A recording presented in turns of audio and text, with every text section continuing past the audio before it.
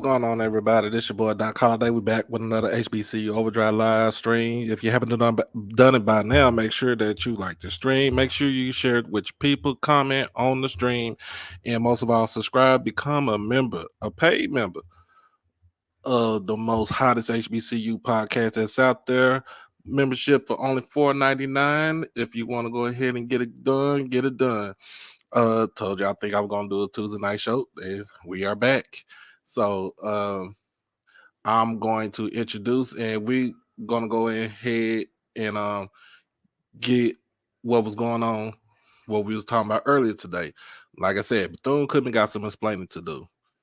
They're gonna have explaining to do after that interview from Roland Martin with interim president Dr. Lawrence Drake II, also Ed Reed, Hall of Famer, and also 3 members of the student athletes of the football team. It is damning evidence that this school has been misappropriated, and I not mean by money wise, I mean by not taking care of their business wise. So what I'm gonna do is I'm gonna come in, bring a student like I did earlier from the eyes of a BCU student. How you doing? Doing well. I'm doing well. Thank you. Thank you I'm for having doing good. All right. Let people know what's your name, where you're from, what you're studying, and reason why you went to Bethune Cookman. me. My name is Chance. I'm from Houston, political science major. And I actually chose Cookman because I fell for their false advertising online. And also, one of my older siblings is a alumna. Okay. Okay. Oh, you a Houston guy. You came in. You came from the H all the way to Yes. Daytona. Yes, absolutely. Okay. Okay. So and this is you said this is your first year or your second year? I'm actually a junior there. Okay. Okay. So got a couple of questions. Mhm. Um were you there throughout the weekend? I've talked to Austin Yakawi on the football team. We talked about certain things that was happening with the football team. The reason why they were upset because of Ed Reed not being not ratifying his contract, Mhm. um, the student cleanup, and then the protest. Were you at any of those things as far as the cleanup and the protest over the weekend? Unfortunately, I wasn't in attendance. But what I will say is everything that the student Austin said is 100% correct. We've seen it with our own eyes. This is something that's been transpiring for years. Like, it's nothing new. The only reason why it's gotten the platform that it has now is because Ed Reed. So I know a lot of the football players, they want him to come back, but the actual outcry and the passion that we have is not solely based on getting him back. It's about the issues that he was shedding light on, because we've been crying out for help for years and nothing happens. Quite frankly, if I'm going to be honest, students like myself that are very vocal and very adamant about getting change and getting things done the way that they're supposed to be done, the way that they're legally supposed to be done, the way that they're contractually obliged to be done, Mm-hmm. we get ousted, we get shunned, we get intimidated, and there's just this huge culture at the school that it makes it hard for you to be the one person that's saying, hey, this needs to be done, this is how this should be. Even when you come to the table with solutions, my mom always taught me, you can't go through life just complaining. When you see a problem, come up with solutions and bring Right. those forward. Even as a student who did that, there was always pushback, there was always backlash, there was intimidation, and there was always some sort of price that you have to pay. So that's why we're so glad, and myself specifically am so glad that now we have like a bigger platform because of Ed Reed. So whether or not Ed Reed is reinstated, it would be great if he was. If he wasn't, it doesn't matter. We still want change. We still want to move forward, and we want to use what he gave us, the platform that he gave us, to keep pushing forward. Because like I said, we've been saying it for years on end. Yeah. And I want people to understand that you came to me on Instagram because I think you saw um I think did you see the show from earlier, or I, was I didn't get to finish watching it because I was just so excited. I was like, let me tag him on my post. Because what I've been doing is posting and saying, like, just being a part of it virtually, because I believe the protest in person is great as well, but we also have to back it up now with social media. Show the proof, show the receipts, show the evidence, blast people's information, their emails, their phone numbers, their names, their office numbers, and their emails is public information. We need to get as many people to call up there and start demanding answers, start demanding change, start asking, where is the money going? Because guess what? All that stuff Ed Reed was saying was 100% true. The problem is, why is it true? Because guess what? We have facilities and we have a facilities department. So why was his office not cleaned out before he got there? Why were the fields still dirty? Because people aren't doing their jobs. Oh, when you go and talk to the director, we're short staffed, we're low on staff, we're low on. Okay, so where's the money going then? right? And one of the things that I was so glad Austin from the football team said was, there's something going on at the top that we don't know, but we know that it's going on. And I'm just going to come out and say it. Go There's ahead, a go ahead. lot of, It's your this all you. Everybody that's on here right now, they want to hear what y'all have to say because this is what's going on. right. This is the reason why I put this platform out here. There's a lot of funny business going on at Bethune Cookman. There's a lot of disappearing funds. There's a lot of money that we have access to, but then never see. There's a lot of solutions being proposed that never come to fruition. And quite frankly, there's a it's such a disappointment, because when I came to Cookman, I was so excited to make change, to because, like I said, I'm studying political science. So when Okay, I came to Cookman, I actually wanted to start my own organization. I have all the receipts. I went to so many different offices. I wanted to start an organization that was for community service and keeping our campus clean. right. Every office that I went to gave me a pushback. We've already had that before. It didn't work. People are going to litter anyways. We already have facilities, so there's no need to do it. Or you need to go talk to the facilities director. Then when I would go talk to him, there's no reason for this, or we can't. It was just all this pushback. And the reason why that is because there's people, and it's not just administration, and it's not just the board of trustees, and it's not just the president. There's staff members there that are funding their own pockets, getting away with doing it by hiding it and pushing people away from realizing what's really going on. Wow. Because if you look at our tuition payments and you look at the money that Cookman generates just from the student body, it's Mm-hmm. more than enough for sustainable living conditions and learning conditions. Because guess what? It's not just in the dorm rooms, it's in the classrooms as well. Right. There's classrooms where you have to leave because it's so hot you're going to pass out if you sit in there any longer. There's classrooms where when COVID was going on, you couldn't socially distance. We were shoulder to shoulder in class. Mm. So it's just, there's a list that I can go on and on and on about. It's not just mold. And what I was telling my mom earlier is, it's almost like playing a game of Russian roulette. And at some point, you have to choose what you're willing to sacrifice in order to keep being a student at Cookman. Because all of the amenities that you should contractually have and be obliged to as a Right. student paying tuition, you're never going to get them all at once. So what I mean by that is, the moment that your AC finally gets fixed, your water pressure is low. And it's like bathing with a water bottle. The water Hmm. temperature goes down. You're bathing with ice cold water for weeks on end. I'm talking about weeks. You send out an email, you get no reply. You go to their office, the director isn't there. Hmm. The moment your water finally starts getting hot again, there's mold in your room, or the floorboards are coming up, or there's a gnat infestation. We have a horrible problem with gnats, roaches. Like, it's the list goes on and on and on and on. And the faculty and staff are more than aware. They know exactly what's going on. When Okay. students speak out about it, they give us a hard time. Right. So I got a question. So I mean, when you said the first thing, when I had the other student on, Keely, Mm-hmm. uh, she came on earlier, and she dropped some knowledge on us as far as what was going on with Bethune Cookman, being on campus when she was living on campus, but she told me now she stays off campus.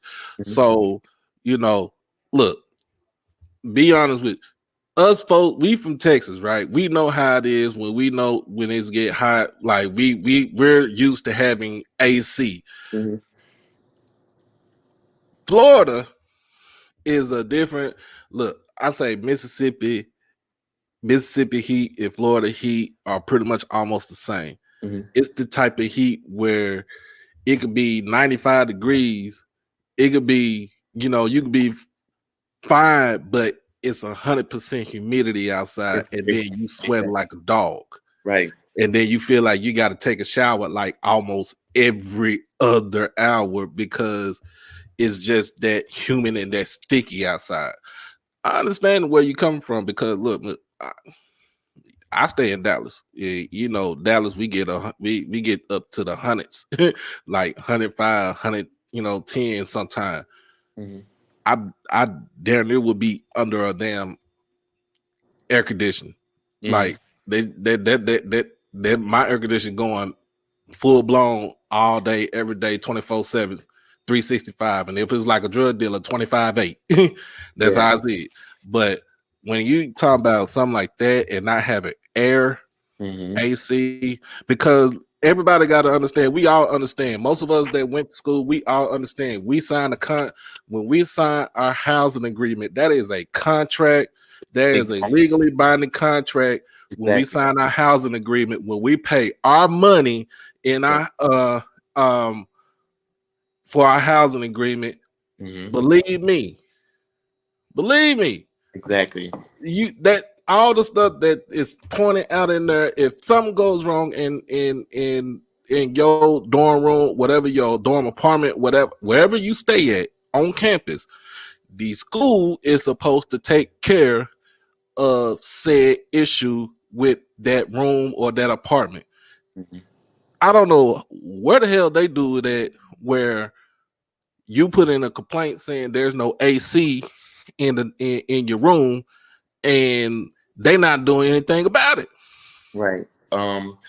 At Cookman, that's more than commonplace. Like literally, I don't know one student that hasn't had an issue with that, and it's really crazy because, like I said, they all know it. The faculty and staff know it. The housing department knows it. And I know that for a fact because I worked in the housing department as an RA. So I actually worked in the dormitory. I took it Right, upon myself to try to do my best. And I would actually go directly between the students who had a problem that were coming to me, directly to the director of facilities, to the workers. I would start talking to the workers when they were around. Can you go to this room? Can you tell me about this? Can you da da da da? It would be weeks on end. The room that I just left last semester, literally the AC didn't work the entire semester. Like I'm mm, not kidding. It just gets to a point where you have to make do on your own and have a fan or whatever else, but it shouldn't be that way. And like I said, what a lot of students don't realize is once you are accepted as a student and they charge you and they put those fees on your student account, they are contractually obliged to provide right, livable conditions. When you sign off on a lease for your apartment, they have to provide sustainable living conditions. If they don't, you are not legally obliged to uphold your end of the contract. So right, therefore, Bethune Cookman University, it's a lot of criminal behavior going on there. It's a lot of criminal behavior. It's a lot of silencing and intimidating of students, and it needs to change. And what I want to come from this protest and from this outcry is mm, the people. It's not just the board of trustees, and it's not just the president. Yes, they right, are a huge part of the problem, but it's not just an admin. It's in the faculty and staff as well. It's in the people who work on the ground. They don't want it getting out because they want us to be able to work in their offices and get away with doing absolutely nothing. mm-hmm, And one of the reasons why it bothers me so much is because it's an HBCU. These are supposed to right, be hubs of blackness and where black people can come to celebrate our identity, further our education, and have each other's back in a way that we won't be able to have each other's back in other areas of the world, in professional settings and other schools, other institutions. So to right, come there and to realize that it's just a bunch of criminals who are pocketing the money and getting away with doing nothing and shunning students, and they have this culture of just don't say anything, just take it and go, and this is, you should be glad that you at least have somewhere to stay.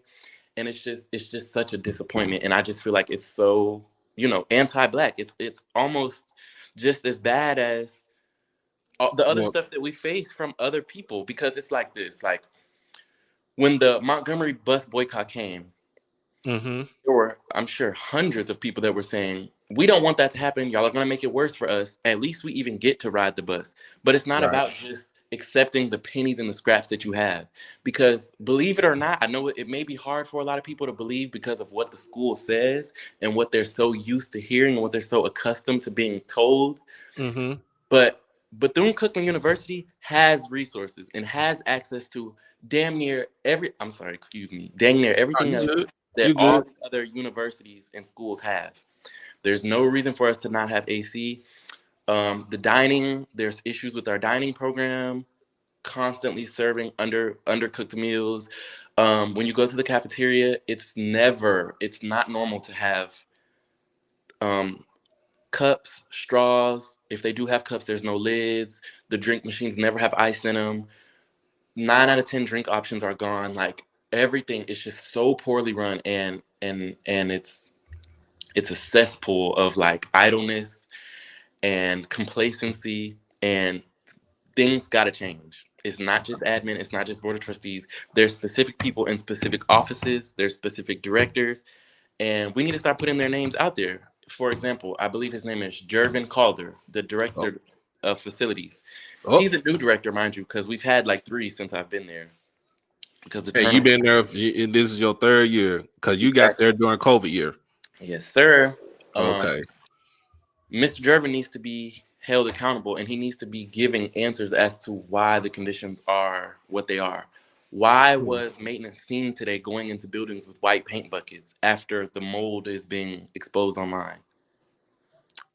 Now here's the whole thing. I'm gonna answer some questions from people in my chat.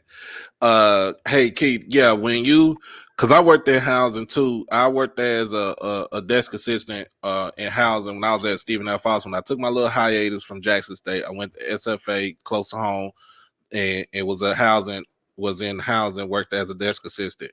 Anytime you do a work order that goes um it's supposed to be a chain of command, because anytime you do a work order, we fill the work order out. It's supposed to be 3 copies. It's supposed to be a white copy, a yellow copy, and a pink copy. The white copy is the copy that we keep for our records as housing. The yellow copy goes towards the maintenance and to the facilities, and the pink copy goes to the student to let them know that this is what we're doing. This is how we're going to have this person, or you don't know who's going to come out, but we're going to have somebody come out to fix whatever that needs to be fixed in your room, in your dorm. In fact, in your whole dorm, it's always going to be like that, and that's supposed to be for every school. Now I know we're in the 21st century. Now you can kind of, if you got a work order, we usually put it in online, so that way people will, is opposed to, soon as it goes in online, they see it, they adhere to it, they bring somebody out. It's just like you being in an apartment. It's just like if you stay in an apartment, when you stay in an apartment, you ask them to do a work order for you because you're paying rent, and they supposed to come out here and do the work because you're paying rent. The rent that you pay is part of what they supposed to do. That is the amenity that is contractually in your rental agreement, in your lease, or in your housing, in your housing application. Another thing I'm looking at is um uh Mr. McFall. Glad you back on. Glad you watching the show again. He said that Roland has some more students, key students on the platform earlier this today. So they've been shedding more light on it. Now, the main thing, the crazy thing is, if mainstream media is getting a hold of this, and then if it go from mainstream media to national media, like a CNN, like an MSNBC, like a Fox News, which I really don't care about Fox News, but it'll go to them. Uh, uh, CBS News, like any of those entities right there, then you have a big, big problem. Now, my question to you is, Southbound usually asks me what would happen if the governor steps in. The governor ain't no better than the administration at the school. You got Ron DeSantis is the same one that's trying to get rid of AP African American Studies at all the schools in the state of Florida. So like I said earlier, he could eat a dick. So See, that right there is the reason why the whole situation is even more disappointing, because it's like we're supposed to have each other's back, you know? Like, we are our brother's keeper, but at Bethune Cookman University, they ain't keeping us. Like, let's just be real. Let's just keep it frank. They ain't keeping us. It's like they don't care, because they're still getting their paychecks. They're still getting their money. And like I said, there's a lot of money pocketing that's going on in there. And I know that for a fact, because there's been countless times where they have shown us or told us, you know, we got allocated these funds, we got this and this and that, and we never see any of it come to fruition. Right. Where is it going? We want the receipts, we want the answers, and we want these people to start being called out, not just the president and the admin. And we want a cultural shift. Y'all need to stop hiring people that just want a paycheck and start hiring people that actually care, and people that want the best for these young aspiring Black. There's so much potential at Cookman. I've met Right. so many smart, intelligent Black men and women, athlete or not. And so to have all this potential, have all this pride and school spirit, just for them to keep us in these conditions, it's completely, like, it's such a big letdown. And I just want things to change. Like, I'm not going to stop. I'm going to continue posting photos of the mold. I'm going to continue to talk about the AC issues, the dining issues. Keep doing that. There's a lot of problems. Like, the list goes on and on and on and on and on and on. We have issues with our campus safety. Yeah, there's just a lot. Like, So I got a question for you, and I know we're gonna go around with we're gonna go. I'm gonna ask you questions based off of what we saw last night for the interview, right? So, first person rolling interviews is the school president, which he is not the full-time school president. He is the interim school president, and he's been the interim school president in name for the last 3.5, 4 years, if I'm not mistaken. No, he's been there for, I believe, not even a full year. Even a full year, because we had Dr. Kreit, LeBrent Kreit, who was Right. great. He got us our accreditation back. Right, because y'all was on probation for the accreditation. Right, and then after he did that successfully, he was removed because of Chairman Belvin Perry. Because that is the name that keeps that's the name that keeps coming up all the time. He has his own personal agenda where he wants to become president. So I just want to add, personally, as a student of BCU, that not only did Kreit do what he was supposed to do, but we saw him almost every morning. He was on campus. He was very hands-on. He would walk around, have conversations with you. I myself personally, because like I said, when I was a freshman, I was always fighting for change and calling out and shedding light on different things that was going on. I actually wrote 3 different emails directly to President Kreit, even though all the people I talked to on campus told me there's a chain of command. Don't email him directly. You're not going to hear from him. He's too busy. I would say, I don't care. I'm going straight to who I need to talk to. He would email me back immediately every single time. So Dr. Kreit did a great job. The new guy, Drake, who I have coined hashtag Drake is a snake. He hasn't been there for not 3 years. He's been there for, I think, less than 1, if I'm correct, like a semester. Oh, I could be wrong, but it hasn't been. I think he's been there for about 3 years, because I think Dr. Kreit left around 20 right before COVID. I think it hasn't been 3 years. Maybe not a semester. I'm just exaggerating, but I think if I'm correct, Kreit left in 2021. Okay, so basically about 2 years. Yes, but we had somebody. There was somebody that was interim president before Dr. Drake, and his name was Dr. Powell. So we had Dr. Powell for a little minute too. It wasn't Dr. Drake didn't come immediately after Kreit left. Okay. So it hasn't been 3 full years. But anyways, the whole thing about him being on campus and getting to know his students was a complete fallacy. It was a lie. And it's really quite, like, unsettling that he said that, because Bethune Cookman University campus is so small that we Right. all know each other like the back of our hand. So, Right. like the fact that he said he's been on campus, majority of the student body didn't know what Dr. Drake looked like until he got on the interview with Roland Martin. So yeah, that's another thing about, that people saying that, well, nobody really didn't know who he was unless if you knew who he was, Mm-hmm. and he walked the campus, and I kind of I'm kind of thinking like, I said this earlier because I went to Jackson State. All right, my president at the time when I was at Jackson State was Dr. James Lyons. Dr. Lyons used to be inside the administration building at the tip top of the administration building on the campus of Jackson State. But the one thing that he used to do was he used to come down during his lunchtime, and even though the president's house is on the other part of the other side of the campus, uh he used to come down and he used to walk the campus and talk to us students like we're one of his kids. That's how he used to. That's how this man used to do. Um, and a lot of us, other than that went to school at that time, we praised the man who he was right there.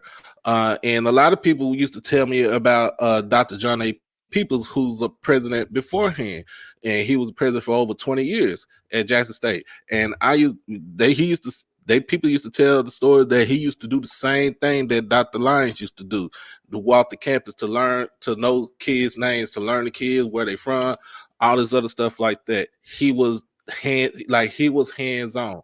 And when I'm listening to you, I listen to the other student. I listen to Austin. When I listen to y'all and y'all said that he lied about walking in campus, like, to me, I'm like, dude, come on now. Just be honest. Just Right. be honest with yourself. Just be honest with the people. Just be honest with these students. Mm-hmm. Just be real. That's my Right. whole thing. Just Right. be real and just be honest with the students. So um just be like, look, we're gonna we have to fix this up. We got to fix this. Mm-hmm. Um, And go ahead. I was just gonna say another thing that he completely lied about was the fact that this mold and mildew problem has only grown after the 2 hurricanes that we had. Cook Mm-hmm. moldy for years, literally. I know students who have gotten sicknesses like in their sinuses, in their in their lungs because Right. there's a residence hall that is called Bronson Hall. It's a female residence hall. It's been moldy since I came to Cookman, literally.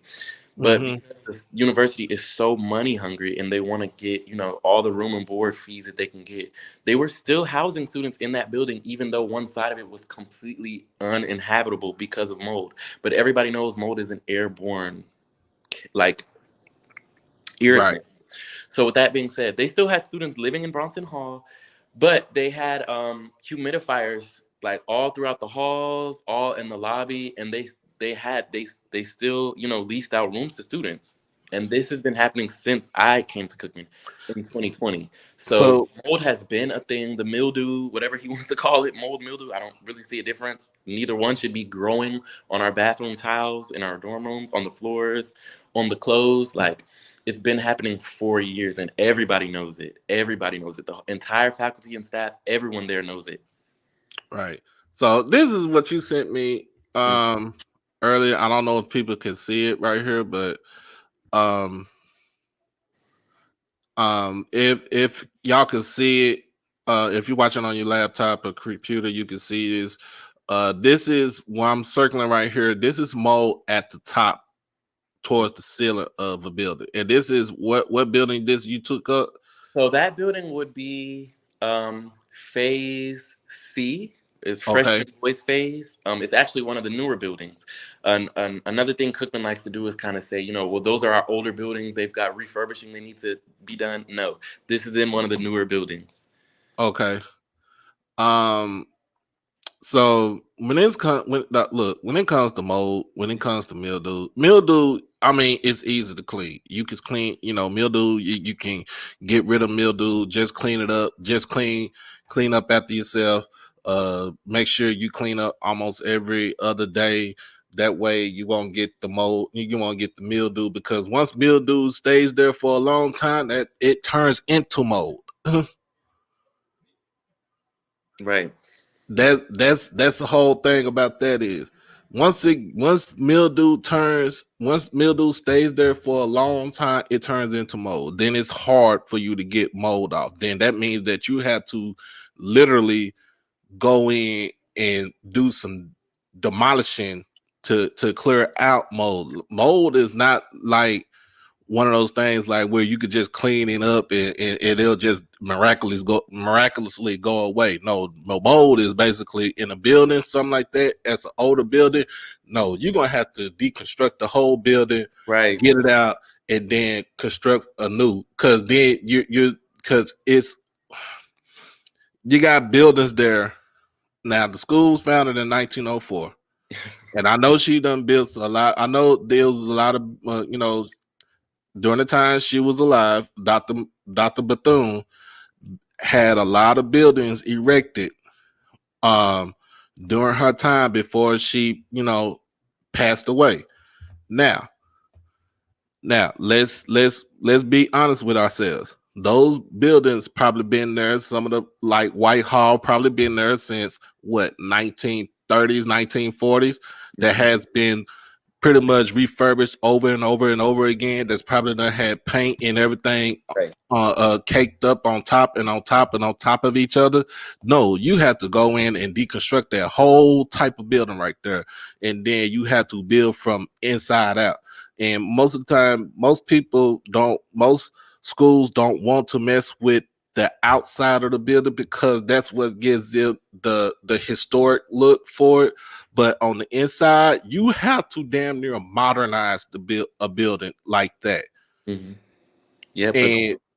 And then another thing too, we talked about the two hurricanes, right? One Mhm. came in September, the other came in November. All right.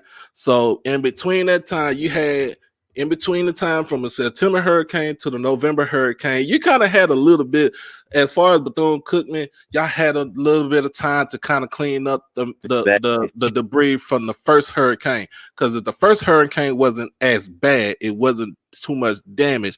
But the second hurricane did way more damage than the first hurricane. And the second hurricane came during right before, let's say, what, about a week or two before Thanksgiving. Mhm.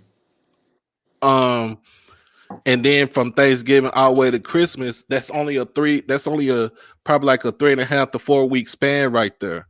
Not saying that it's easy to clean up after a hurricane because I understand. We understand. We've been through hurricanes. What the last hurricane you've been through was Hurricane Harvey, and it did Well, damage in Houston. I would just like to add that, like you said, Bethune Cookman University was founded in 1904. It's been Mm-hmm. over 100 years since then. Yep. Why is it okay for the institution that is BCU to give excuses as to why they're underprepared or do not have sufficient plans in place to handle situations like this? The school is literally 5 minutes from the beach on Yep. the coast of Florida, and y'all want to act like you have no idea of what it means to be prepared for a hurricane or how to bounce back from one. That makes absolutely no sense. And there's other institutions in the same vicinity that dealt with the exact same hurricane that don't have mold growing in their dormitories. They don't Right. have flooding in the halls. They don't have floorboards pulling up because they're doing what they're supposed to do and they're holding up their end of the contract.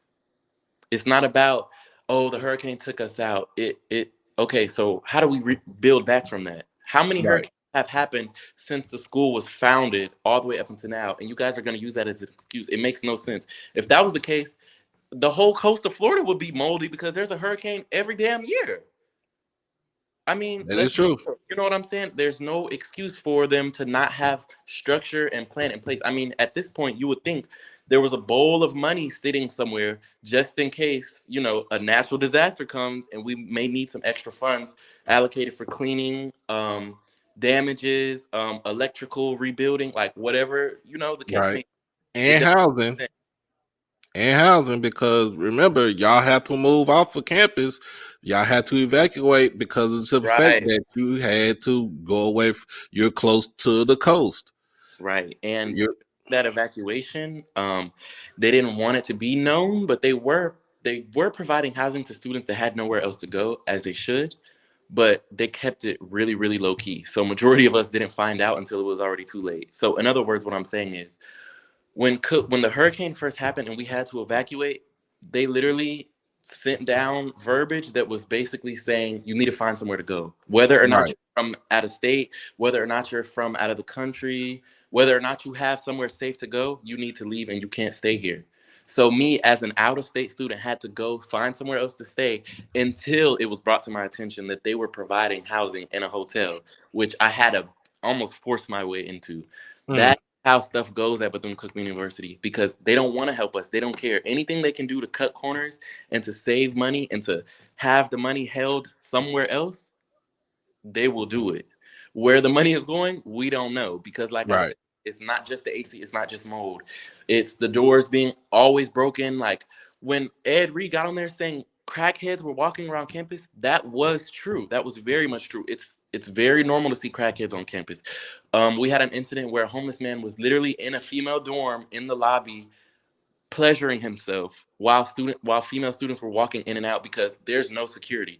They have doors that they know are open, easy open and close, and they don't do anything about it until something like that happens. Like it's literally, but the BCU has become a shit show, a cesspool of, it's just a mess. And I hate to say that. And I want the Black community to stop looking at it as such a bad thing when we come out and speak on what's going on, because it's not to bash us, it's to say we deserve better and we need to do better, because there's no reason for it to be the way that it is. There's Man, absolutely no reason for it to be the way that it is, period.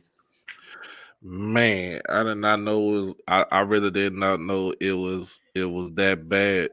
About like Uncle said, what's going on, man? I did not know it was that bad like that. And Now, safety, all of it. now, my question to you is, as being a student at Bethune Cookman and all the students, what are y'all demands? What are the 5 demands that you want to give to the interim president? Or if you can't get it from him, give it to him, give it to the board of trustees that y'all want to see get done at Bethune Cookman on campus. I would say we want, I think my personal demands are a little bit different, but we want to see actual sea change. We don't want to hear anything. We don't want apologies. We don't want letters from the president's office. We want to see something change. And Mm-hmm. that's all encompassing. But we want certain people to be removed out of their position. We want reallocation of funds, and we want to see where those funds are going, and we want to see the fruition of all these things that they say they have put into play. We want to see them play out. We want certain people to be removed. We want the board of trustees to be reinstated completely. Okay. We want a new president, and I'm pretty sure it would make sense for us to stop searching for interim presidents and get a solid president. Like, why has the search for an actual official president somehow ceased and come to a halt? We want an official president. Okay. We want the board of trustees eradicated and revamped. We want Belvin Perry absolutely gone. And last but not least, we want a cultural change. We want faculty and staff to care about our well-being, our Mm-hmm. safety. We want them to care about our pursuit of higher education. We want them to care about our development of character. We want them to care about us as if we were a part of one community, which we are. We want Right. them to see their younger selves in us. We want them to see their children, their little cousins, their younger siblings, their nieces and nephews, because that's what we are. Black people, it's we are supposed to have our backs. We're supposed to hold each other together. We're not supposed to sit by and let this stuff happen the way that it's been happening. You know, Oh, it's affecting people's life. We're paying all this money just to come here and get a viral infection in our lungs, and then 30 years down the line, we croak. right. So Ridiculous. here's another thing. Here's the thing that needs to be done too, and this is coming from actual alumni. Um, Oh, that person said we need to march to the president's office. That's funny because if you guys watched the interview he did with Roland Martin, he wasn't even in his office, and I think there's a reason why he didn't do the interview from his office on campus. He was talking about all this time that he spends on campus, and he wasn't even in his office in that interview. So if we did go to the president's office, it would probably just be knocking on a so now we all, and then we all, since you're a political science major, and I know when you go to Bethune, there's some class that you have to take to know about the history of the school and everything, right? In a sense, um, because Bethune Cookman is affiliated with the United Methodist Church, what has the church done, and what do you feel like the church needs to do to bring some type of resolution to what's going on at Bethune Cookman? um I did know that we were affiliated with the church, but quite frankly, I'm not quite sure because I'm not a religious person myself. But what I will say is, and Ed Reed touched on this himself, and Roland Martin did as well.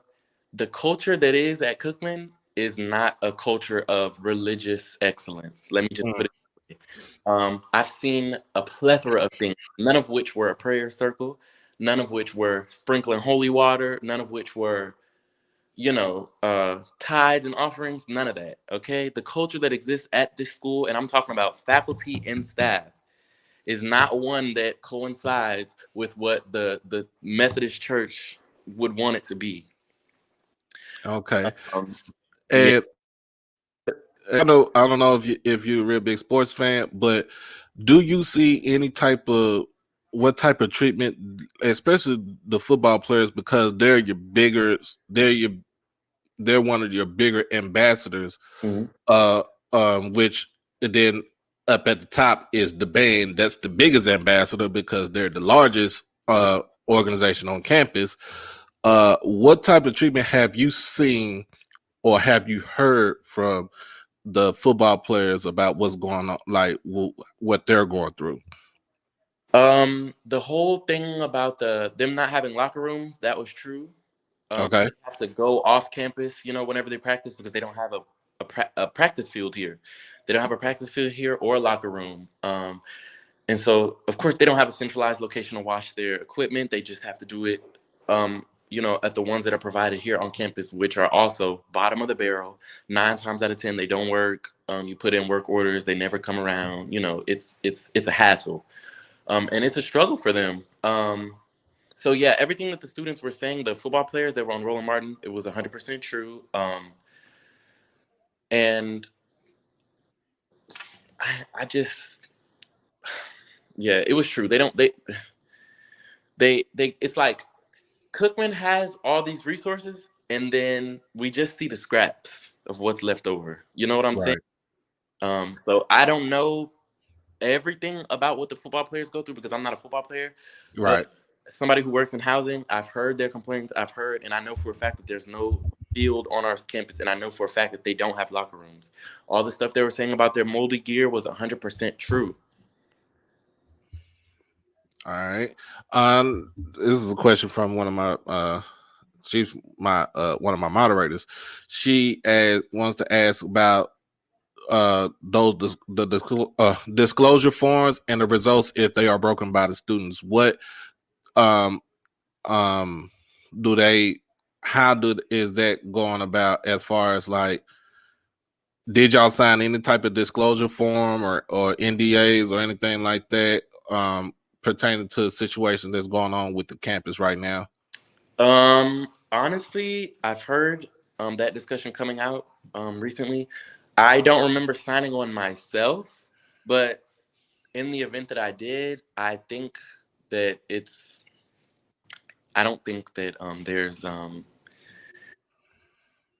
Basically, I stand on what I'm saying. Right.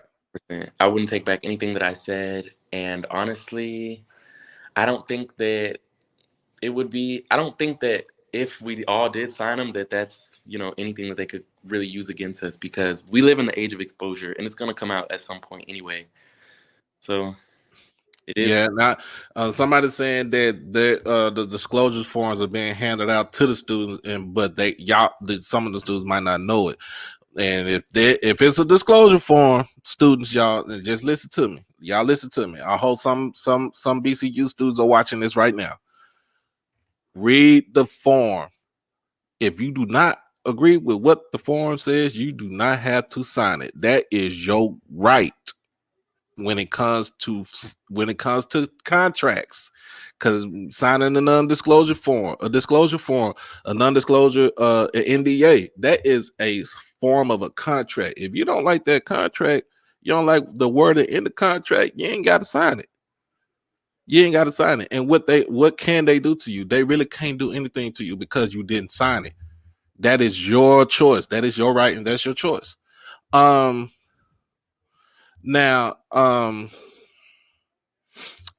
with the name that keeps coming up, the name that keeps coming up in everybody's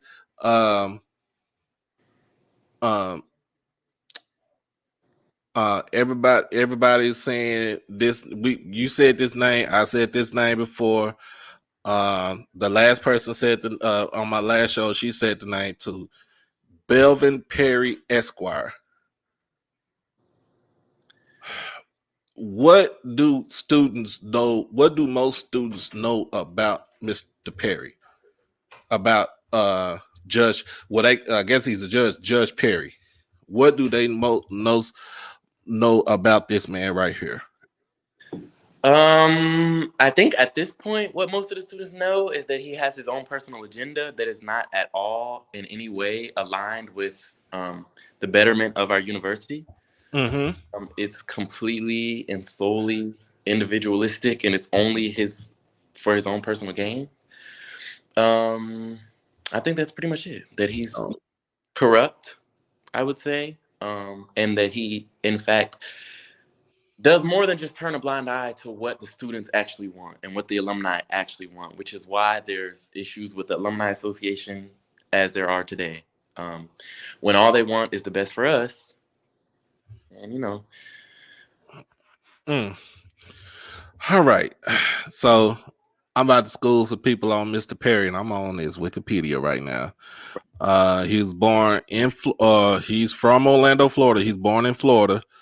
Presided over the Casey Anthony case. He presided over the Casey Anthony case. So let's get this in people's ear. Right. He presided over the Casey Anthony case. Remember, Casey Anthony at the time got off for killing her own kid. So he went to he studied at Tuskegee, got his Bachelor of Science, and then his education degree, and then he was at Texas Southern and got his Juris Doctorate at Texas Southern University. So his occupation basically is he is a judge and an attorney. So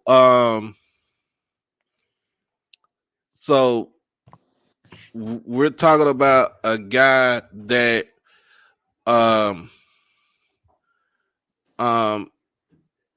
yes, he is a judge, but because he tried to go out he tried to go out to become the president of the university, he couldn't. He was disqualified from it because of the simple fact that when you become a president of a university, you pretty much have to have your doctorates. He doesn't have his doctorates.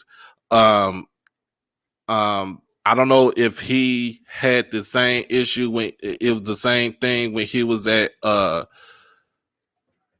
Texas Southern, but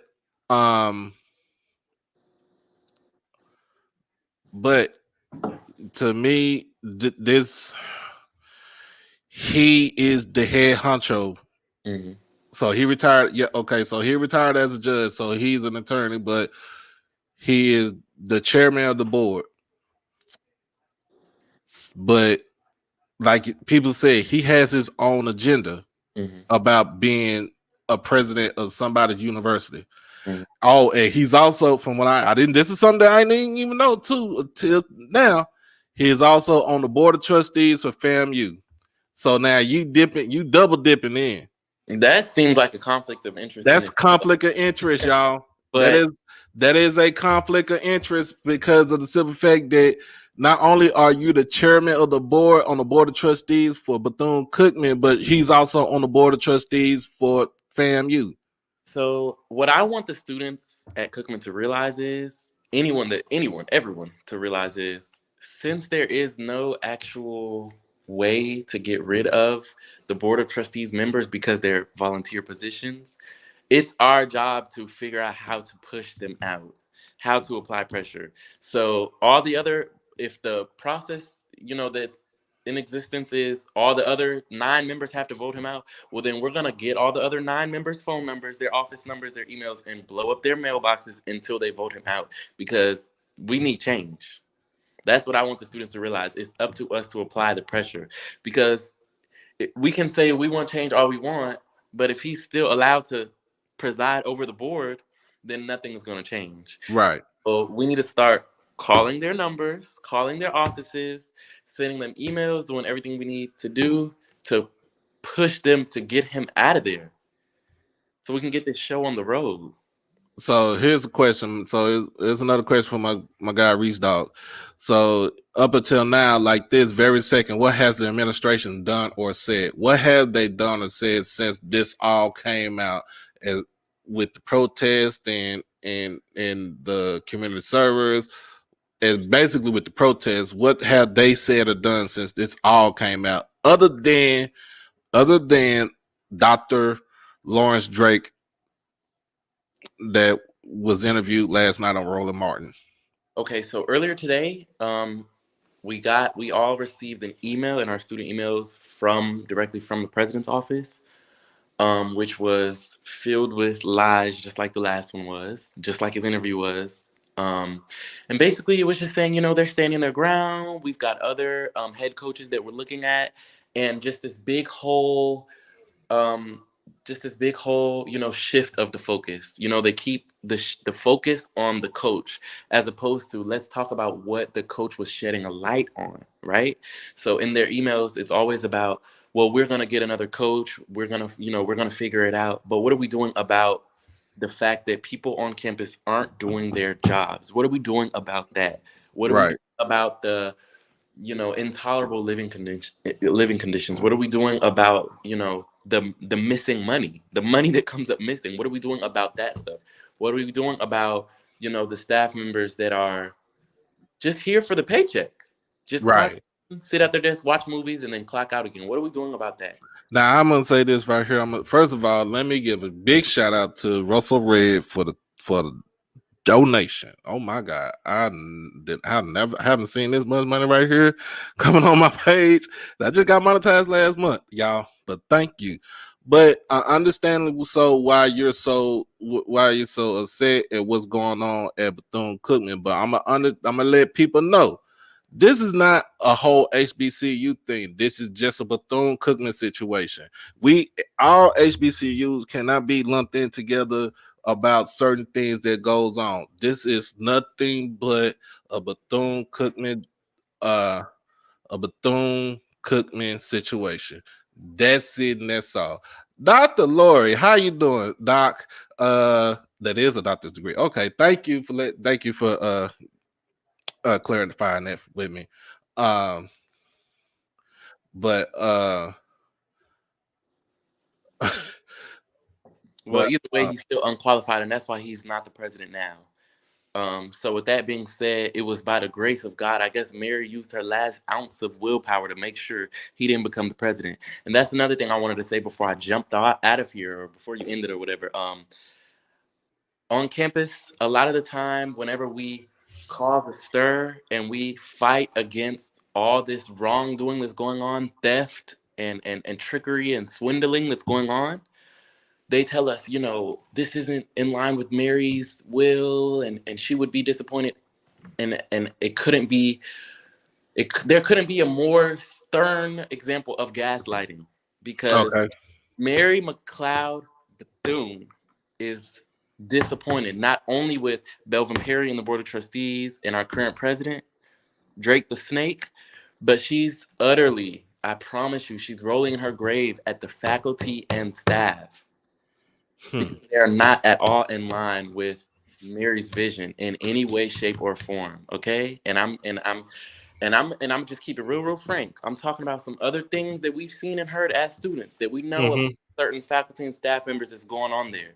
Even if they aren't stealing money, they still got some, other conflicts of interest going on there, some unprofessional practices involving, almost wherever your imagination can take you. So with that being said, it's not at all in line with Mary's actual vision. If it were, you guys would be standing up and saying, this is wrong. I'm not going to sit back and allow this to happen. The students are right. We need this, and this. Where is the money? Where are the funds? Where was this, $100,000 check that we were just, where is it going? Right. Where are the tuition funds going? Where are they going? Where is all the money going? Literally. It's time to start asking questions and getting answers, because we need answers, period. And I also want to say, Reggie Theus, the new athletic director, That's what I'm about to ask you. I was about to ask you about you Reggie should be Theus. Reggie Theus, you should be ashamed of yourself for not having Ed Reed back, and for not at least trying to to to shed a light on what is going on at Bethune Cookman University. Because Reggie Theus, your office is in that same building as his, so it's a shame on you that when he got there, his office wasn't clean. It's a shame on you that you've seen just how dirty campus is, just how filthy and disgusting it is, and the conditions that we students live in, go to class in. And we're so quick to turn on Ed Reed. So shame on you, Reggie Theus. You're going to get yours for doing that, for not having his back, and for making it seem like he was just completely in the wrong. Because whether or not he addressed the situation in the wrong manner, there's certain truths about the situation that Right. cannot be overlooked regardless of how they were brought up.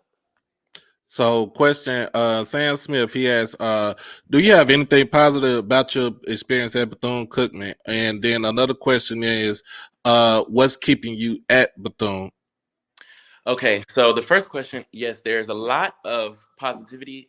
Life is what you make it. And what I Mm-hmm. will say is, Bethune Cookman University has been a perfect example of what not to become in life, okay? Not to work in a place that I don't actually feel a passion to do what I need to do, and to help, and to be caring, and to be mindful and thoughtful. So it's a perfect example of what not to do. So I've learned in that regard, and there's about maybe 5 faculty and staff members that actually are good people and care about us students, that I've met. Miss Deneen Adams, she's wonderful. Mr. Jermaine McKinney is pretty great. So there are a handful of people there that are in line with what should be going on.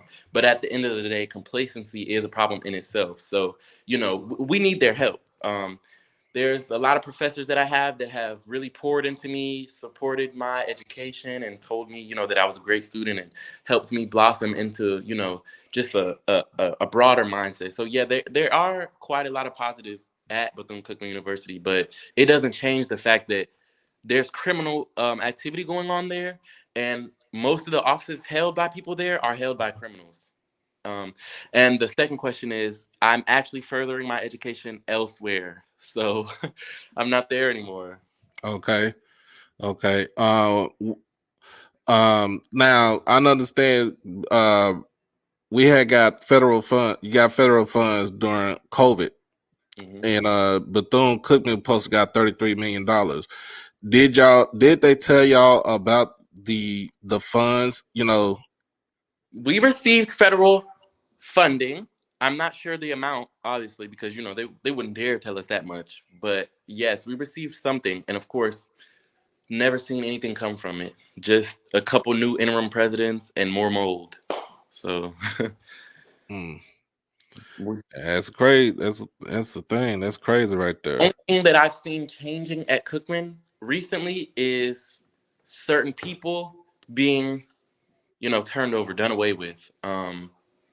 And I think that's just because at a certain point, something got to give, you know. I would think that their turnover rate was actually quite high because for the people that do come there and have good intentions and have the passion to help and to be caring and all that stuff, they don't Hmm. last very long because it's a corrupt system, it's a corrupt environment, and the culture there is wrong.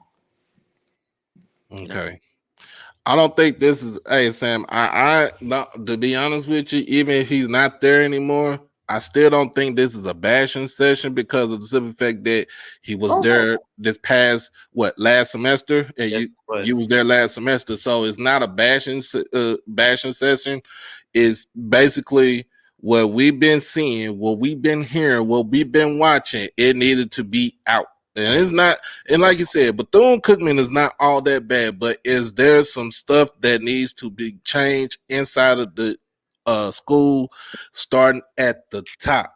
It the top needs to be rearranged, and the reason why, and I'm saying this, the top needs to be rearranged. It's not even with the president; it's with that board of trustees. The board of trustees has to be rearranged. Okay, it has. First of all, it has you. I don't know how it's gonna happen, but uh Belvin Perry, Esquire, You gotta go, bro. you have to go, because one thing from you being the chairman of the board for Bethune Cookman, but you also sitting on the board of trustees for FAMU, that is a big conflict of interest right there. Yeah. Big conflict of interest. That's a big conflict of interest. Dr. Lawrence Drake, I'm sorry, sir. You got the position last year as the interim president. If you haven't done anything to make any kind of impact to get that interim tag off your name, then you need to go yourself. All right. Got to go. For everybody that's at the school, from groundskeeping to whatever, if you don't have love for these students, not worry about the school. It ain't, to me, it ain't about the school. It's about the students at the school right here. You got to understand, if these students were just like your kids, you think you want your kids to live in stuff like this, Exactly. then you have to do better. Exactly. You have to do better. And This is all I'm saying. You have to do better if you want the change to come. But mhm, the way the change is going to come right now is you have to dismantle the institution from the top, from the top up. That's it. That's how you do it. Okay. Well, okay, thank you, Dr. Lori. He is not on the FAMU's board of trustees anymore. All right. Thank you. Okay, so that's she another, started to sound like she was sent from his camp. huh? Dr. Williams, it sounded like she was sent from his camp. I need to. Dr. Lori is she's well renowned. Well renowned. I love Dr. Lori. So But what was but I? it's just the fact that because Dr. Lori is big when it comes to FAMU. She loves FAMU just like most kids. Well, Y'all, maybe we should start taking notes from fam. And that was another thing I was gonna say. Just how you were saying, you guys cannot just throw us all in one big pool and say this is an HBCU thing. Because even if it were, that doesn't make it right and that doesn't make it okay. It needs to change. It doesn't matter if it's everywhere or if it's just one school. It shouldn't happen at all. Because guess what? If you look at Bethune Cookman University and then you look at the non-HBCU campuses that are in the same vicinity, not even a mile away, they don't have mold. They don't have mice running through their dorm beds. They don't have, because they got it together. Okay. It's time for change, regardless if it's a BCU thing or if it's an all HBCU thing. It doesn't matter. It's not okay, and it needs to change. Period. There's right? no way. That's like, well, we all have to experience that. Okay, that doesn't make it okay. That doesn't make it right. So with that being said, it's time to change. I hope all this like light that's being shown on Cookman really like influences like major change, and I'm talking about major change. I'm talking about people getting fired, removed, new board of trustees, new president, all that. All right. Man, I thank you for coming on to the show, man. I thank you for voicing your concerns. If you know any students that's actually at Bethune Cookman that's there right now, they want to voice their concerns, let them know. Tell them to hit me up. They can hit me up on Instagram. They can also hit me up on Twitter. So I answer to both of them. So, but just let them know that if they want their voice to be heard, they could do it right over here. All right. Thank you for All right, having me. all right. Thank you. Ah man, look, if we the I didn't expect to do two shows in a day like this, but it did happen. So now like I said, it's not about being bashing an institution. It's not about anything like that. My whole thing is what can we get, what can be done about the conditions at Bethune Cookman. And excuse me, and like I said, Bethune, you got some explaining to do, like for real. You really got some explaining to do because if you're having your kids living in mold and mildew and not having the type of protection from people, people just walking up on the campus, and then I know it's an open campus, even though it's a private institution, it's an open campus. There's no type of protection for these students. Like you have to do better. And like I said, it starts from the head. It starts from the top. If I look, I am of, I, I am affiliated with the African Methodist Episcopal Church. All right. So I know certain things about certain schools that belong to certain churches. My church is in charge as a district. As a district, we are in charge of the upkeeping of Paul Quinn College, with the financial backing for Paul Quinn College. That is our baby. That is our go to right there, and we have done wonders with Paul Quinn. Edward Waters also. But when you got schools that's still part of a church, like I understand Tuskegee is, I don't know, I think they're affiliated with church. I know most of those schools that were founded by that founded the SWAC. They're mostly are church schools. They're affiliated with some sort of church. We Those people have to be accountable for it too. Those people have to be accountable for it too. Morris Brown too, and Morris Brown, Talladega, all of these colleges and universities that is privately owned, that is ran by the church, that is overseen by the church. Um, we have to hold them accountable too, because the reason why I say we hold them accountable because they appoint the board of trustees. They appoint the board of trustees. The board of trustees appoints the president. The president is the one that's supposed to be the voice of the university or the college. But with Bethune, the chairman of the board to me really is the voice of the university, which is wrong. Wrong. Admit Dr. Lord, he was lying his butt off. Every time he blinked his eyes, I've seen he was lying his butt off. Yeah, and I seen that too, Val. He's supposed to be he's in Florida next week. I think he's supposed to get an award, and he's doing something down there in Florida. And he said he wants to come to do a town hall at Bethune to to air out the issues. Hopefully, the board don't be chicken shit and go ahead and accept that town hall meeting. And of course the interim president don't want to be chicken crap to town hall meeting, to set the town hall meeting too. You about to, hey, Scotty, travel down there. Scotty, if you traveling down there, you need to take pictures, my guy.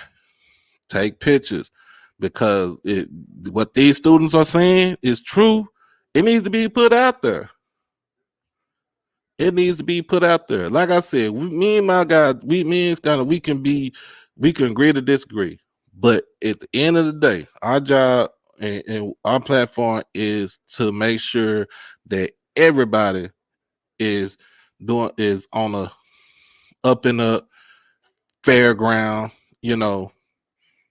uh, and that by the students. That's the whole thing. And I feel like they're not gonna let them. I feel like they're not gonna let them. It's crazy. I feel like they're not gonna let them. But if that happens, man, I'm gonna be watching, because I want to know what they gotta say. I want to know what they gotta say. I don't want to hear from Lion Drake. I want to hear what that board of trustees got to say.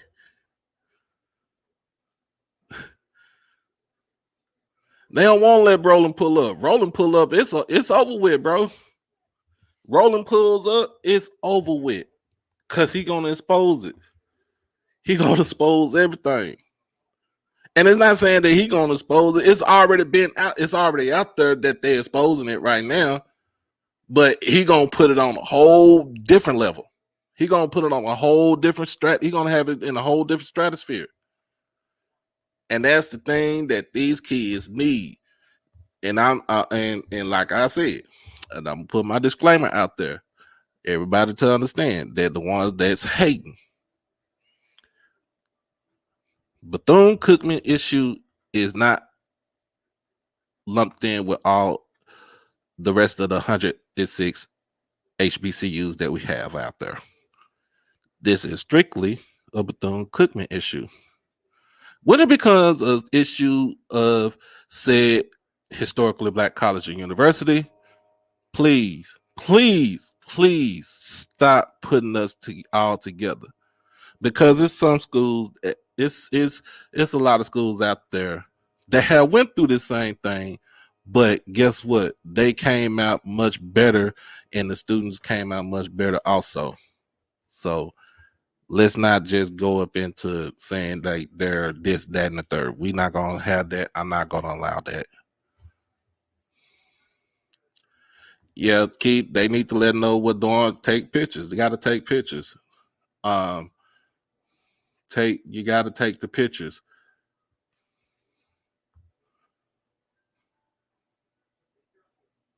Trick Daddy, you said Trick Daddy. Hold on. Time out. Let me get a drink on this right here.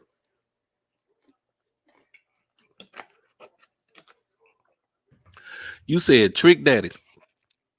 We talking about you don't know now? Trick Daddy, drop the video. I need to see it. I need to see it. I need to see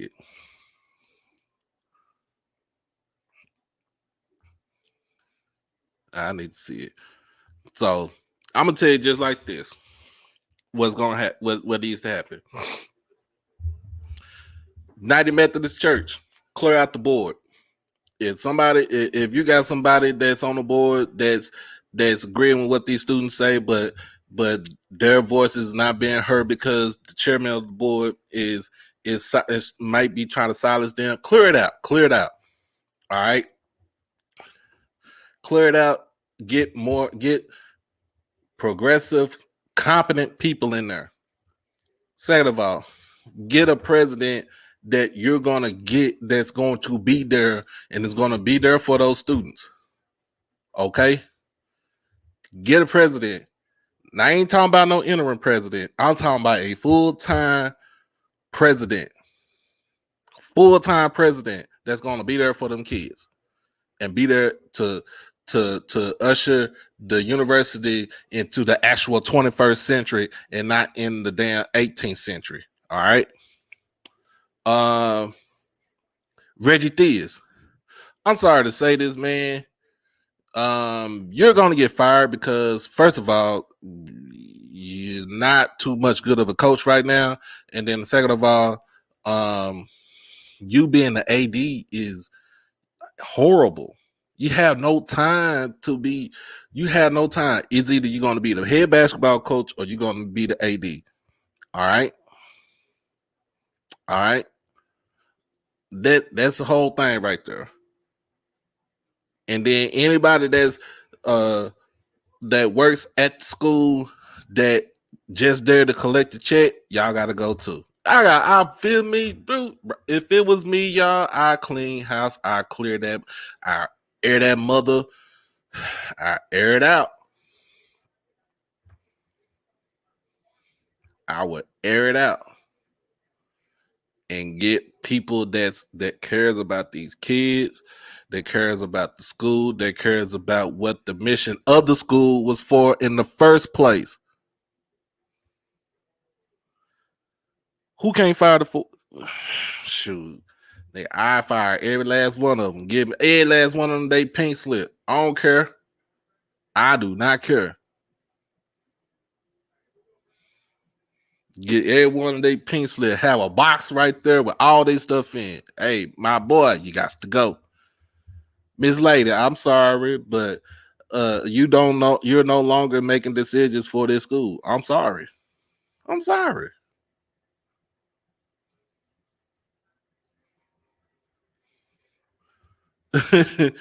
From a public relations standpoint, BCU needs to fire someone to at least give an appearance of change. Man, the first person that needs to be out of there is the chairman or the board.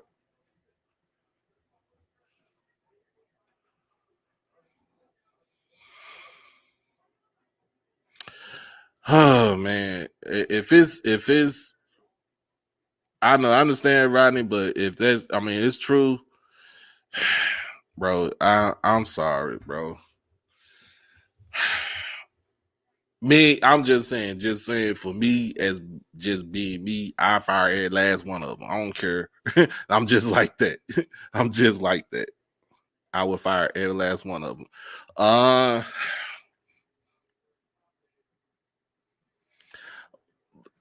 I understand. I understand, right? The school president has to go, but guess what? The board is going to actually try to find a president to replace him, and I don't.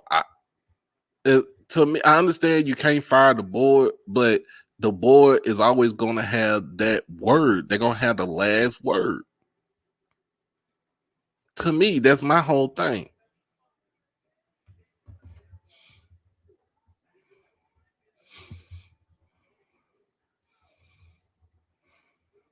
So thank you. The board is truly the problem. It's the problem. You can't get. You can't get rid of the president, and then guess what? They're gonna try to find another president to be the talking head for them.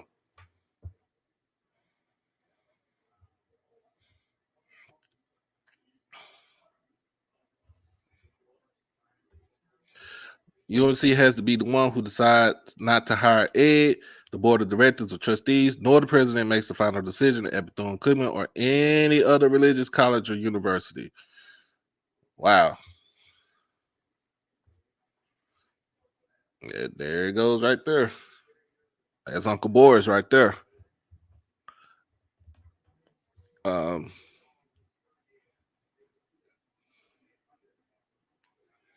but look, um, as I was saying, I'm doing the crowdfunding for BCU athletics. Just listen to Austin, who's on my show on Saturday night. Talking about the conditions of playing with moldy helmets, moldy shoulder pads, having to the lack of helmets and other amenities for them. This is just started on Saturday night. We're at 280. My goal by mid-February to be at 2,000, and this is going to go fund directly to the football team. All right. So that is the cash app. So because remember, we cannot directly cash out these kids because they are still student athletes, and then that will, if we do that, we will be considered boosters, and that will be an NCAA violation. So this is more of a like a collective, and you think of. So that's the reason why we try to do it like that. So if you see it right here for the Cash App, you could uh uh I would say copy and paste, but you can take a picture, snap a picture right there. That way you remember what the Cash App tag, the Cash App tag is. So that's that right there. Um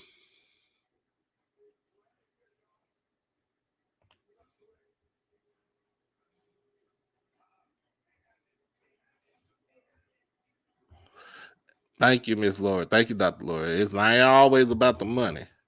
It's about the principle. It's about what the HBCU teaches you, not just only in the classroom, but for actual, being life. You know what I'm saying?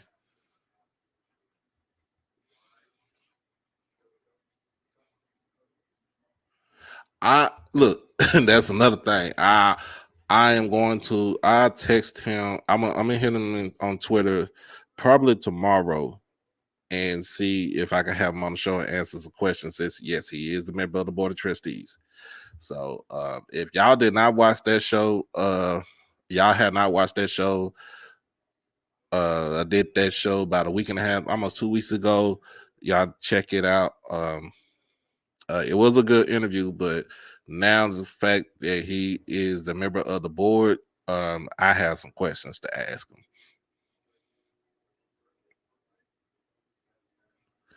You called him today, and what did he say?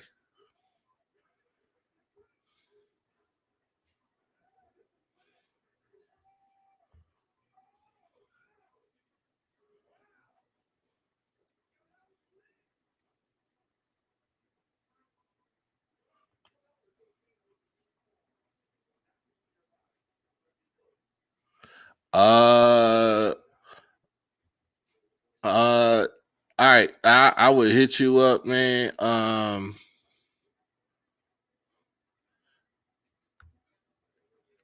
Get me on Twitter, man. Hit me on Twitter. I don't have a call in number, but what I do is I will drop this link for the stream, and that is how we do our thing right here, man. That's how we do it on this show right here. I don't do no call. I don't have a call-in show.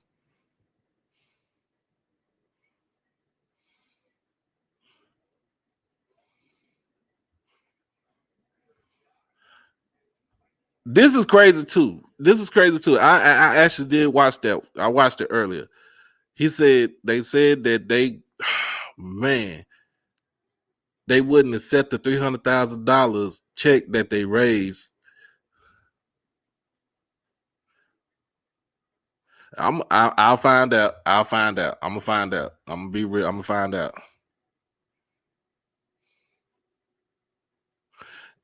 There you go. They said, look, it's not all rosy at schools either, at them PWIs either. It ain't.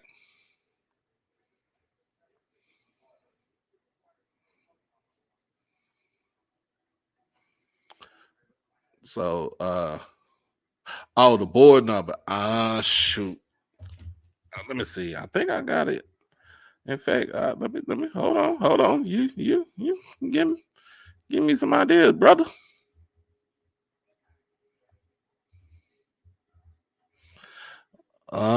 Unfortunately, they don't have a number from what I'm looking at. I just see the members of the board.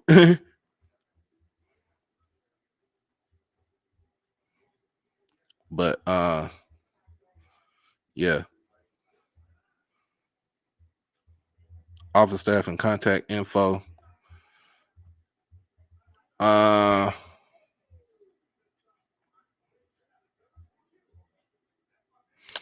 Ulissa L. Boyd is senior executive assistant to the president. Number is 386-481-2004. If you want to email him, it is boyd@cookman.edu. What's up? What up, Jay? Chilling, man, chilling. What's going on? I'm good, man. Yeah. Have you been able to get in contact with Crossman? I haven't gotten in contact with Crossman. I haven't gotten in contact with him, but I'm sure Aaron's going to try to get in contact with him. Okay, because I think that'll be a good. If you can get him to agree to do another like interview, that would be like definitely an exclusive. Because I don't think anybody from the BOT is actually talking to anybody right now. Okay.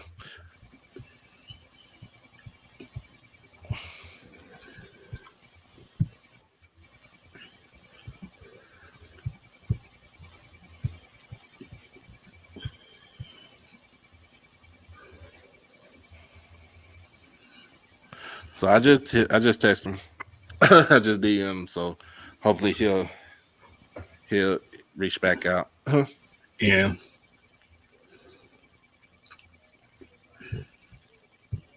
I mean, you was able to have him on before, so. But with all of this going on right now, I doubt if he'll probably want to actually do another interview or show. Yeah, they're gonna have to come out and face the music. It's really the chairman. The chairman is gonna have to come out. Oh.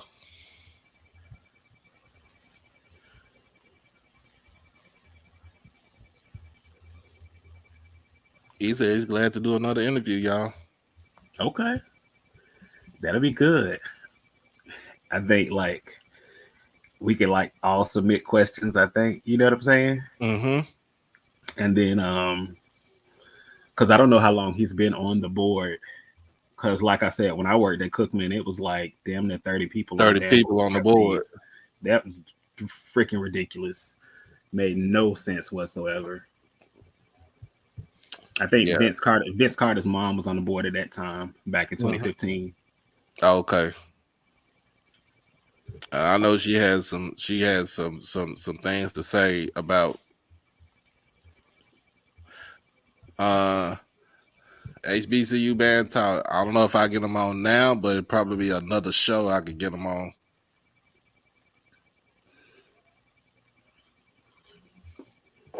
Yeah. He can't discuss some topics, which is understandable because I mean, yeah, I'm sure about that. It's conflict. Yeah, and I mean the board of trustees at this point they have to circle the wagons. I'm sure. So I just hate it took the students this long and this many years to finally do like a real protest on that campus. Well, it needed to be done. Oh, it needed to be done. I'm telling you, back when I was working there and they had that bad dorm deal, man, that was crazy. I was like, what? Right. Oh, it'll be formal. It'll be an organized format. So I'm gonna have, if that's the case, I'm gonna have my questions for him. We all gonna have questions for him, but I know he's not gonna be able to answer certain types of questions as far as what's going on with said school. Yeah, I think some good questions is like kind of like getting the basics of what the board of trustees actually does and how long are their appointments on the board. Has the UMC actually been active? Because from an alum that I've talked to, he was like the UMC kind of backed away just a little bit away from the school from the time when I was actually working there. So, yeah. But I'm still gonna get him on there because I'm asking what day is good for him. So.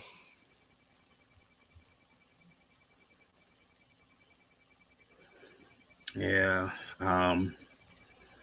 Yeah, the board pretty much got the president out there on the corner. But yeah, I'm not gonna be on here too long. So, but Yeah. other than that, man, if there are any other student that's watching this that wants to, you know, say their piece, you are more than welcome to come on this platform to speak your piece. Nobody's not gonna attack you. Nobody's not gonna shun you. This is gonna be nothing but a place of love. Only time we do that is when football season comes, and we got a good little while for that, y'all. But excuse me, this is something that needs to be raised, raising awareness for. So, um, um, I'm gonna see if I get back in touch with Mr. Crossman. I am about to call it a night, y'all. And did 2 shows in one day. I ain't did that in a minute, y'all. I ain't did that in a minute. But for the person who gave me the $200 donation, I thank you, brother. I thank you. So look, y'all already know what it is, man. Y'all stay blessed. Y'all be blessed. Y'all stay safe and y'all stay dangerous. Remember, crowdfunding. Just hit up the Cash App, $ holiday 1925. Give what you can. Say it with your pocket. You know what I'm saying? Let your pockets do the talking.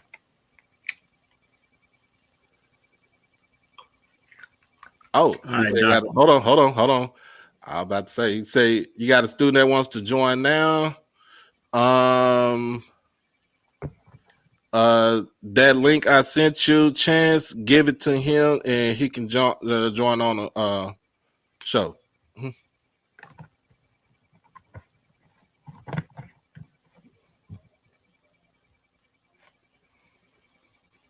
So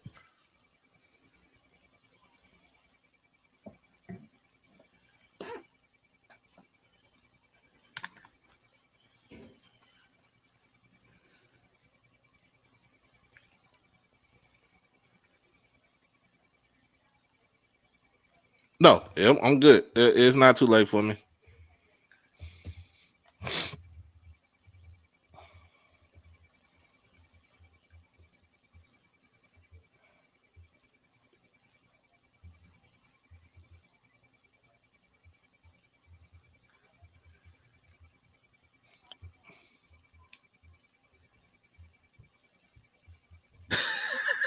Yeah, we need what's in that cup.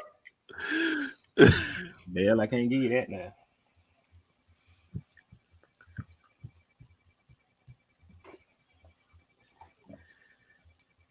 So yeah, we wait till okay. It's coming on right now.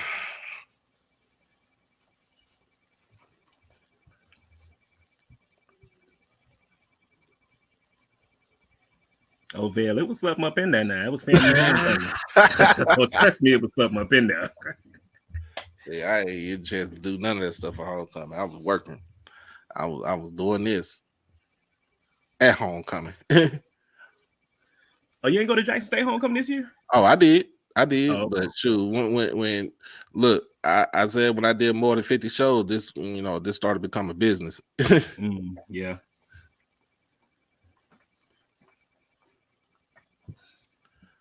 But hopefully it'll be more to it next this coming season. So I got 3 more SWAC campuses to hit before so I can complete my SWAC tour. what's that? Alabama State, but I'll be there for my niece's graduation. She is at Alabama State. The Alabama A&M, and believe it or not, Mississippi Valley. Even though I went to Jackson State, never been to Valley. You ain't never been to Valley? No, man. I went to the Delta like one time, and I didn't want to go back. Oh, ain't nothing wrong with the Delta. Nothing wrong with the Delta. Bro, I thought I was in third world country. I ain't gonna lie.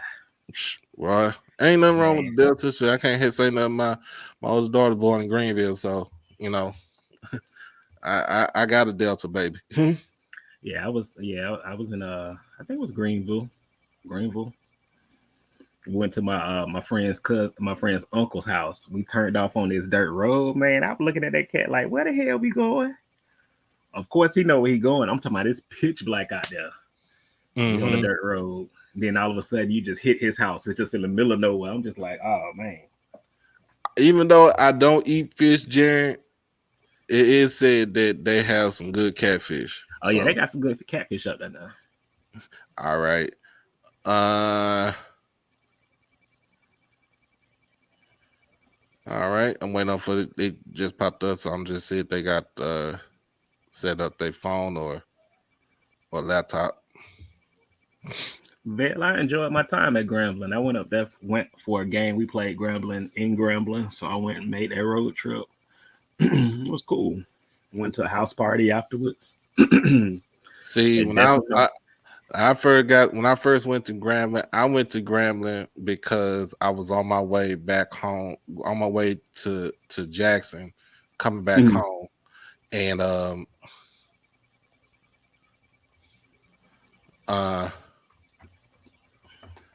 hold on, and basically we had to stop in Grambling, and the bus station is across the street from Grambling, from the school. Oh, okay. Yeah. that's how country it is. Val, don't act like you don't know about that bus station across the street from the school. Man, I don't know what exit that is. You get off to go to Grambling, man. You got houses on the left, houses on the right, then bam, the campus. Mm-hmm.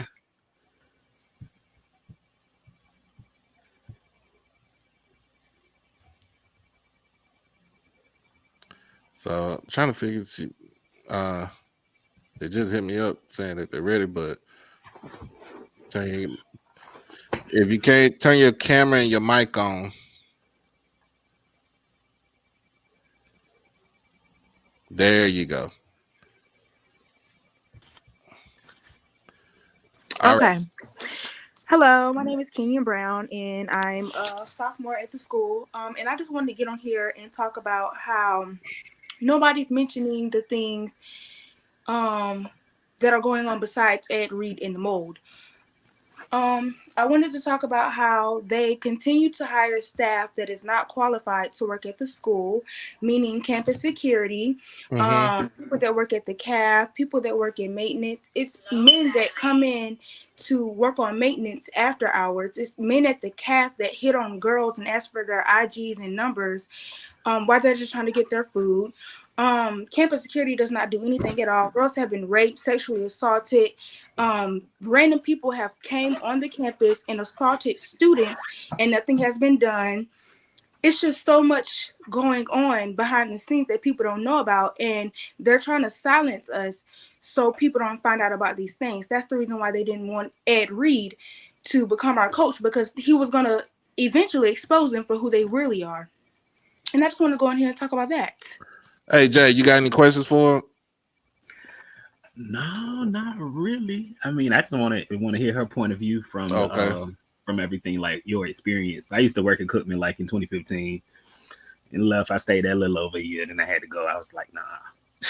Yes, even the professors and teachers, they have complained. But my only thing about the teachers and professors is y'all complain to us all the time, but when it comes time to protest and use your voice, they're nowhere to be found. Okay. They probably are Scared. in fear of losing their jobs. Like, okay, so President Jackson, that was the president when I was his administration was in charge when I was there in 2015. But that administration ran that institution by fear. So a lot of people didn't want to speak up or say anything in fear of them losing their jobs and things of that nature. And it's possibly the same. The culture is probably the same way now, unfortunately. Which is understandable, but I mean, we're putting our education on the line. We're at risk of getting kicked out of the school for this. Mm-hmm. We worked so hard. We have juniors and seniors fighting for us. They work so hard, and they're putting that on the line. So I got wasting $30,000 each year, school year. So I got a question. Somebody asked a question. Why did you choose Bethune Cookman? Because it was my dream school. Mary McLeod Bethune was everything that I want to be when I essentially grow up. So that's the reason why I chose the school, and that's the reason why I'm still here, because I still have faith in the school and I still have faith in her vision, and I want to continue her legacy.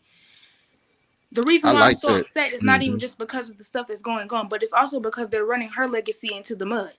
I like that. That's the thing though, because now we got somebody that actually has love for the school, that loved the mission that Miss Bethune put out there and what she stood for. And she the story about how she started the school, where she started the school at, how much she paid to start the school up with. Look, Dr. Dr. Dr. Bethune started the school up with $1.50 in a dream. 5 Yep. girls and her only son were her students. And then going up, and then the next year she had 30 girls to educate. This wasn't no overnight sensation. This she had blood, sweat, and tears up in this thing. And that's a good thing that you know the principle of what she stood for. And it's a good thing that you still there. Because most kids would find out like, well, if that's the case, then I don't want to be here. I'd rather go somewhere else. And the thing about it is too, most kids would jump to go to the PWI. But I'm gonna let you got finish. another I'm question. sorry. You got another question in here from Jaron Reynolds. He asked, "Do you think the leadership of the school is competent?" Kenyon. No. So you just call a spade a spade. Honest, I can't even tell you who the leadership of the school is, and that's because of them. None of us know who they really are. I can't tell you what these people look like. I work at a grocery store. If I don't ring their groceries up, baby, I couldn't tell you if that was them or not. I don't know who these people are. I understand. Did you watch the Roland Martin show, the interview last night, and you seen your president? What did you think about that? What do you think about the show? I'm gonna shut up. I find it very disgusting that he decided to get up there and lie, and then in the same sentence called the school a Christian institution, in which it is. But that's not what you're representing the school as. If you're getting up on this stream line, how are you lying? And then y'all are Muslim money. Y'all doing all these sins, but y'all supposed to be Christians, and it's supposed to be a Christian institution. Y'all want to promote that it's a Christian institution when y'all want to use it against us. But any other time, y'all not being Christians. He up there lying. For what? You ruining your own reputation for what? You making yourself look bad for what? At the end of the day, when they decide they're done with you, they're going to fire you and get somebody else. So what? I don't understand. Lie for what? Then you look crazy because all your lies that you saying, you got people that's coming on live after you saying that, oh, this is not true. I don't know what he's talking about. You look crazy. The least you could have did was tell the truth. Talking about he walked the campus every day.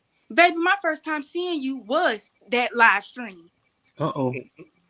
See? She can't. And the students that have seen him was because he used to be a professor at the school. So I'm pretty sure there are a few students that have seen him on campus. But other than that, the rest of us haven't seen him. I don't know who that man is. Kenyon, let me ask you a question because somebody just asked it in here. What role has the United Methodist Church played at Bethune Cookman? Have you seen any representatives, or has the student body known of any representatives from the United Methodist Church on campus in order to work with the school in any kind of way? Me personally, I would say no. I mean, I can't speak for everybody, so don't take what my response. It's just your experience. Yeah, me personally, no. Okay. So that's in line with my alumni contact that said that the United Methodist Church kind of backed away a little bit from the institution. It hasn't been heavily involved like they have in the past. Mm-hmm. Well, I got something I want to say about that, but I ain't gonna say it on here. I understand. My question is, during the protest, what are 5 things? I want to get your 5 from your perspective. 5 things that the school needs to do so it can improve the whole outcome of the school. Fire everybody and have a hiring fair and rehire some new people. And that's in all departments: student accounts, financial aid, maintenance, the CAF, administration. Look for a new president. We need everything. So fire everybody and rehire some better people. Use the money for what it's supposed to be used for, and not on them cars that y'all got sitting out there. And those clothes and those iPhones and those Apple Watches, yeah, use it on something that goes towards the school. 3, stop lying. 4, listen to the students, be active on campus and actually listen to us, not hear what we have to say through social media and then blackmail us and try to get us kicked out of school for telling the truth. 5, make it a Christian institution again. It's not a Christian institution.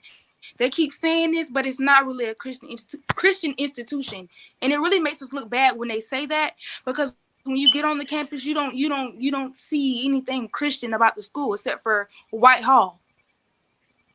Did they? I have a question. Did they ask any of the students to sign any kind of disclosure agreement, non-disclosure agreement, like an NDA?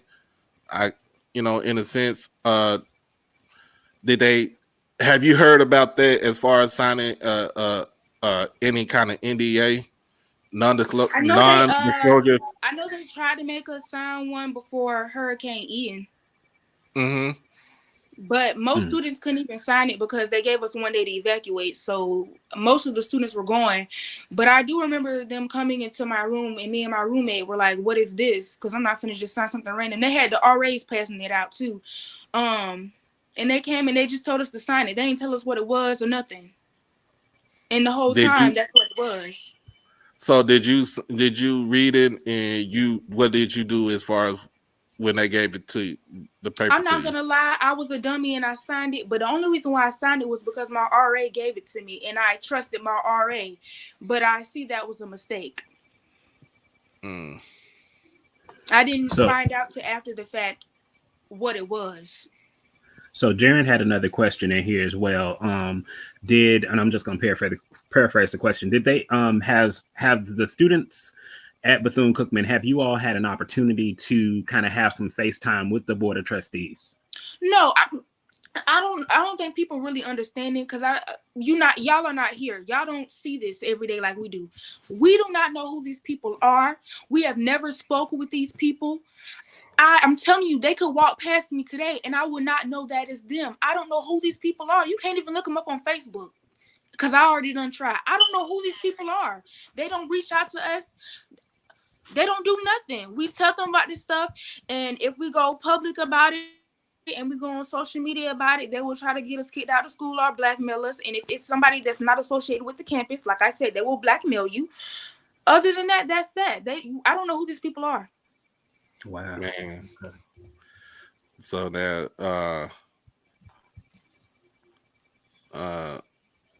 that's crazy, because the simple fact, like, if they try to silence you for what you're speaking out on, that's disheartening.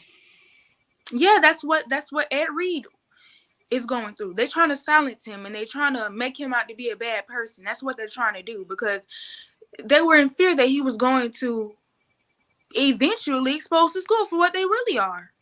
I mean, Dr. Dre literally went on there and said that we had showers in locker rooms.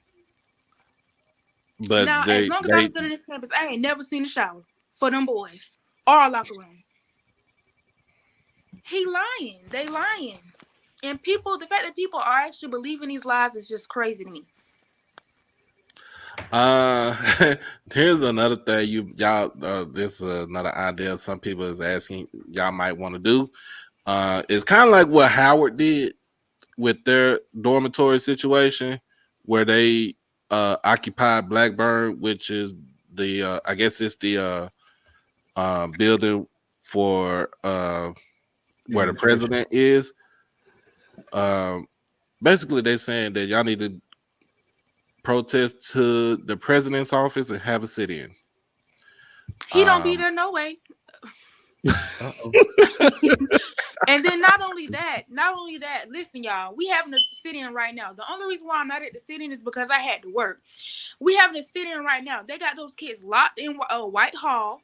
They done caught the police on those students, which they good for that, honey. They ain't gonna call the police for nothing else. A girl can get sexually assaulted. They won't call the police. A group of 5 men came and assaulted 3 girls on our campus that didn't even go to the campus. They were from Miami. They didn't even do nothing about that. A whole man that didn't even, not from the campus again, he punched the girl in the mouth. They didn't do nothing about that. But they called the police because we having a peaceful protest. All they gonna do is call the police on us. Okay. That's where I draw my line there about the DV. Yeah. That's where I draw my line at. Yeah. I'm sorry.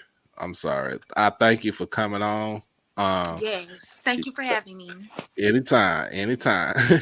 If you know any other students that wants to air out their grievances, let me know and let them know they could jump on, or I'll probably do another show maybe tomorrow. They can do the same. They could jump on and tell their point of view. Okay. Thank you so much. Thank you. Mm-hmm. Wow. Yeah, buddy. yeah. Bethune got some stuff to do.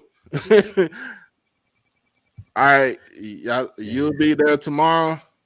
All right, let me know what's up, man. Take some pictures too, because I need to see what's up with it, what's going on.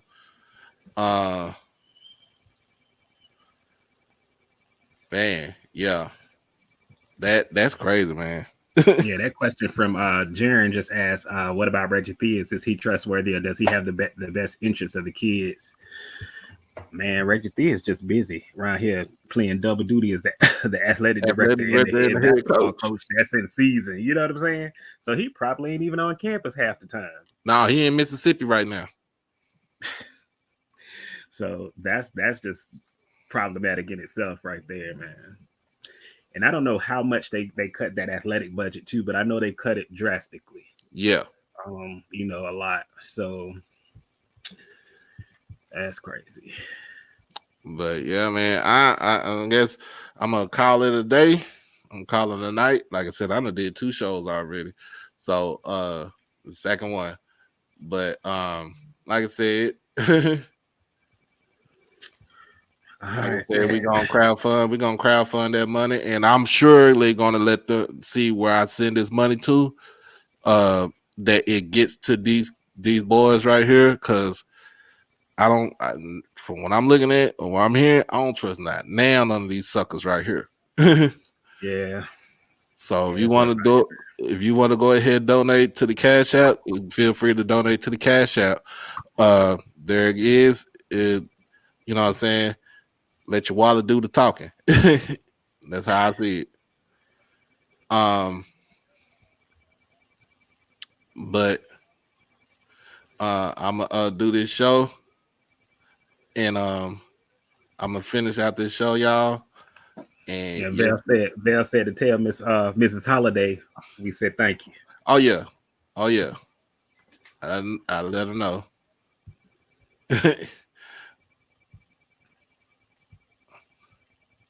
Yeah, I'm gonna do that, Russell, man. Even though you're a MEAC guy, I'm still gonna do that.